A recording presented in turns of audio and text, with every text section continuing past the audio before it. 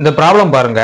Find the sum of first 40 terms in the series 1,3,5.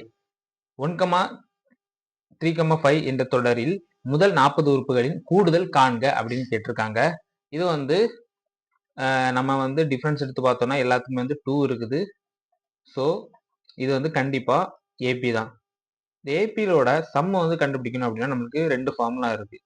நம்ம n/2 into 2a plus n-1d இந்த மாதிரி போட்டா நம்ம கண்டுபிடிக்கலாம்.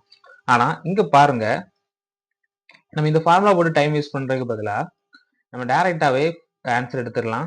எப்படி அப்படிங்கிறத பார்ப்போம். இந்த 1, 3, 5 இந்த மாதிரி கன்செக்யூட்டிவ் தொடர்ச்சியாட்டு வந்து ஆட் நம்பர்ஸ் மட்டுமே இருந்துச்சு அப்படின்னா நம்ம வந்து இதை ஸ்கொயர் பண்ணிட்டோம் அப்படின்னா அதோட ஆன்சர் வந்துடும். அதாவது சம் ஆஃப் ஃபர்ஸ்ட் 40 டேர்ம்ஸ். 40 டேர்ம்ஸ்னா முதல் 40 இடங்கள் அப்படிதானே கேட்டிருக்காங்க. அப்போ இந்த first term sum of first 40 terms இந்த எண்ணை வந்து ஸ்கொயர் பண்ணிட்டோம் அப்படின்னா, அதாவது n ஸ்கொயர் பண்ணிட்டோம் அப்படின்னா நம்மளுக்கு ஆன்சர் கிடைச்சிடும். ஸோ 40 ஸ்கொயர் வந்து 1600. இதுதான் இதோடைய ஆன்சர்.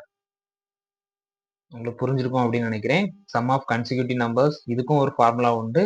1, 3, 5 இந்த மாதிரி ஆட் நம்பர்ஸ் வந்துச்சு அப்படின்னா நம்ம சம் ஆஃப் கன்சிக்யூட்டிவ் ஆட் நம்பர்ஸ்க்கு வந்து n ஸ்கொயர் எடுத்தோம் அப்படின்னா நம்மளுக்கு ஆன்சர் கிடைச்சிரும்.